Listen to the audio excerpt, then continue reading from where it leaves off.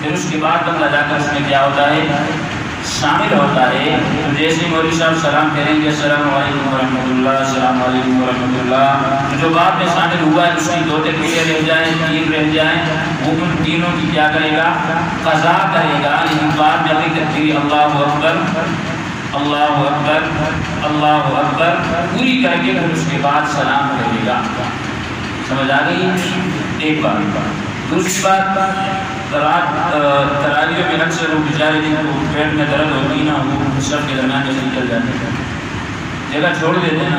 اب یہ نہیں دیکھتے کہ اب رکعت یہاں پہ کھڑی ہے، رکعت جو ہے نا رکعت ہوگی چلو یہ تو پڑھ لو نا اگلی میں، پھر جب سلام پھر فوراً نکل جب جس سے جانے چلے جب کسی کو زبردست تو نہیں، لیکن سب کا تو کم از کم خیال بات کیا ہے.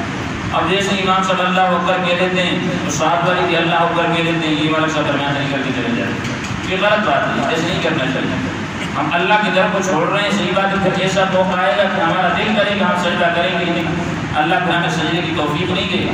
لہٰذا اللہ نے اگر آپ کو یہ وقت اور نعمت دی ہے تو اس کی قدر کریں. ہاں اب یہ 2 آدمی کھڑے نہیں، درمیان میں سے یہ چلا گیا. اب جس نے بھی نماز کی نیت باندھ لی ہے، جس نے بھی نیت کیا کر لی ہے، تو کوشش کریں نماز کے اندر بھاگنا نہیں، آہستہ آہستہ یہ گھسڑتے تھوڑے تھوڑے پاؤں، تھوڑا سا یہ پاؤں ادھر کرے گا، تھوڑا سا وہ ادھر سے ادھر آ جائے گا، درمیان والا یہ فاصلہ کیا ہو جائے گا ختم ہو جائے گا. تیسرا کیا تھا مسئلہ؟ ہاں تراویح کے اندر اگر پہلی رکعت رہ جائے تو پھر اس کا آسان بھی طریقہ عام نماز والی ہے. جب امام سلام پھیر لے آپ اٹھ کے اپنی دوسری رکعت پوری کر لیں، دوسری رکعت پوری کر کے 2 رکعت پوری کر کے اس کے بعد آپ سلام کر لیں.